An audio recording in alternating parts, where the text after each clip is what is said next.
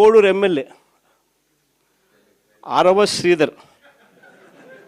అదే మనిషేనా అసలు, ఇది ఎమ్మెల్యేనా అని అనిపిస్తుంది నాకు. అసలు ఈ అరవ శ్రీధర్ అనేవాడు ప్రభుత్వ ఉద్యోగి అయిన ఒక అమ్మాయిని భయపెట్టి, బెదిరించి, రేపు చేసి, హెరాస్ చేసి, స్వయంగా ఆ అమ్మాయి తనకు జరిగిన అన్యాయాన్ని కూడా ఏకంగా సాక్ష్యాలు, ఆధారాలతో సహా బయట పెట్టింది. ఆముదాల వలస ఎమ్మెల్యే ఇంకోడు కూన రవికుమార్.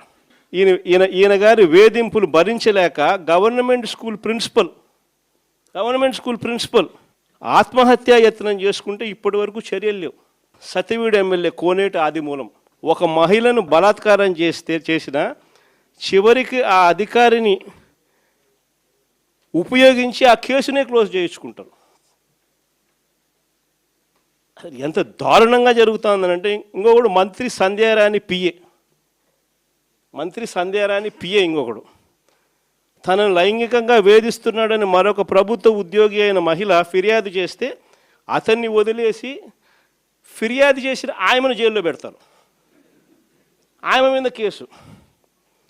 ఇంకోడు గుంటూరు ఈస్ట్ ఎమ్మెల్యే నజీర్. ఇంకోడు ఈ మనిషి అశ్లీల వీడియోలు కూడా ఆయనతో మాట్లాడుతున్నాడు, వీడు అశ్లీల వీడియోలు చూస్తూ ఉన్నాడు, వీడు అశ్లీలంగా చేస్తూ.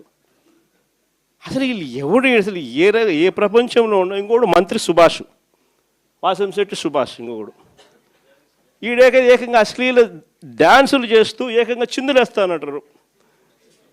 అశ్లీల డ్యాన్సులు చేస్తూ ఏకంగా స్టేజ్ ఎక్కి చిందులేస్తాడు మంత్రి.